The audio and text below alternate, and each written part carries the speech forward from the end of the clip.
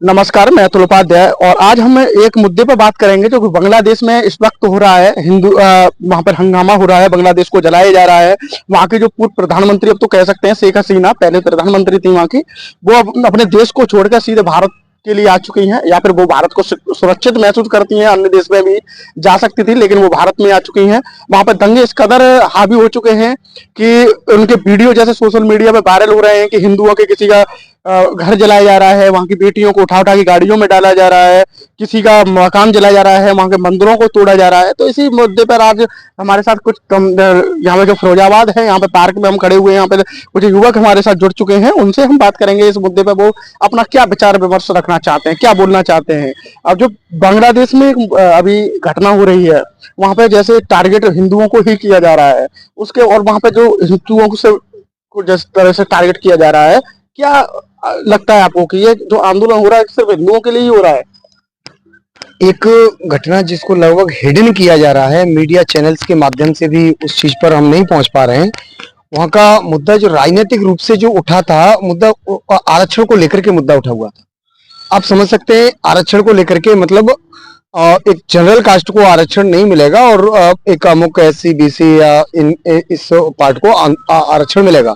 आरक्षण के विरोध में वो मुद्दा चला और आरक्षण का विरोध करते हुए ही सरकार वहां से हटी और आरक्षण के विरोध को लेकर के वहां पर जो मुस्लिम बाहुल्य क्षेत्र है, मुस्लिम बहुसंख्यक है, वहां पर उन्होंने हिंदू समाज को वहां पर टारगेट करना शुरू कर दिया और हिंदू समाज को इस रूप में टारगेट किया।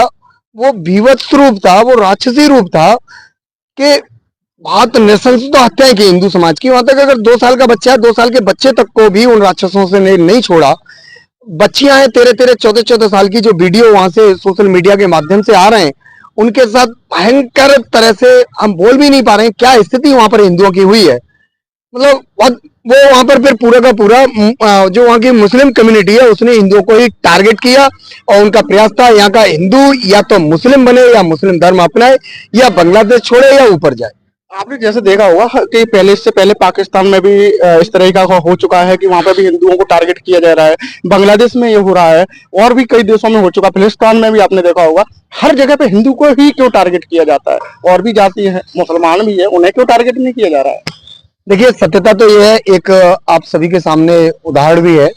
कुछ समय पहले की घटना है, नुपुर शर्मा जो भारतीय जनता पार्टी की प्रवक्ता थी और उन्होंने एक इस्लाम पर एक हल्का सा टिप्पणी कर दिया था और उस टिप्पणी, मात्र एक इस्लाम पर टिप्पणी करने पर ही पूरे विश्व में हंगामा हुआ था।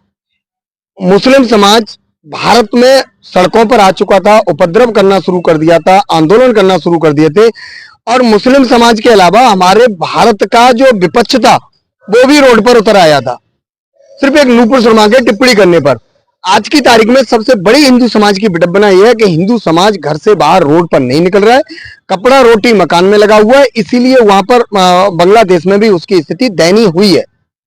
आपको क्या लग रहा है, जैसे बांग्लादेश में जो स्थिति हुई है, विपक्षी पार्टियां कोई जवाब नहीं दे रही है, इसके ऊपर किसी ने भी नहीं बोला है, चाहे कांग्रेस हो, चाहे समाजवादी पार्टी हो, चाहे आम आदमी पार्टी हो, किसी नेता ने भी, यहाँ तक कि हाँ बीजेपी ने कुछ बोला है?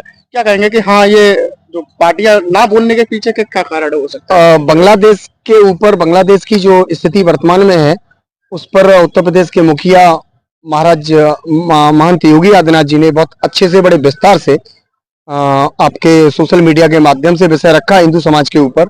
लेकिन विपक्ष को तो अखिलेश जी ने भी ट्वीट वगैरह की हुई है, लेकिन चाहे अखिलेश से ही, राहुल गांधी जी से ही, जितने भी विपक्ष का नेता है, उनको ये लग रहा है अगर वहां पर एज ए हिंदुत्व के लिए हमने थोड़ा भी पीड़ा दर्शाई अपने दिल में तो हमसे मुस्लिम वोट चला जाएगा। यह सिर्फ मुस्लिम वोट की राजनीति कर रहा है विपक्ष और कोई राजनीति इसकी नहीं है। क्या वहां पर जो अखिलेश जी का पीडीए है, पीडीए जो इन्होंने बनाया हुआ है, पिछड़ा और दलित अल्पसंख्यक को अगर हटा दें तो वहां पर मुस्लिम अगर क्या जो पीडी आ रहा है, पीडी का पिछड़ा और दलित का उत्पीड़न नहीं कर रहा है? क्या अखिलेश जी को पिछड़ा और दलित के बारे में नहीं चिंतन करना चाहिए था? क्या वहां पर हाई कास्ट का ही शोषण हो रहा है या हाई कास्ट की हत्या हो रही है?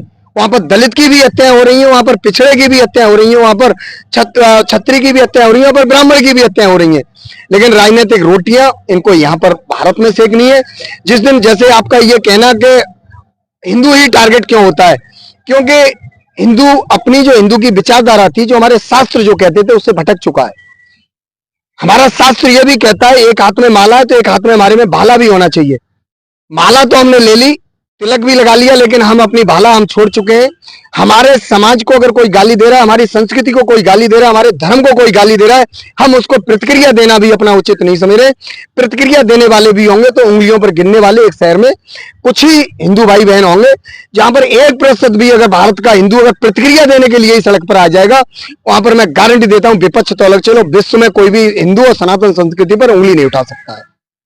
जिस तरीके से भाई साहब बांग्लादेश के कुछ लोग जो युवा हैं, कुछ जनता है, भारत के और बांग्लादेश के बॉर्डर पे खड़ी हुई है, क्या लगता है कि आप उन्हें अंदर आने दिया जाए?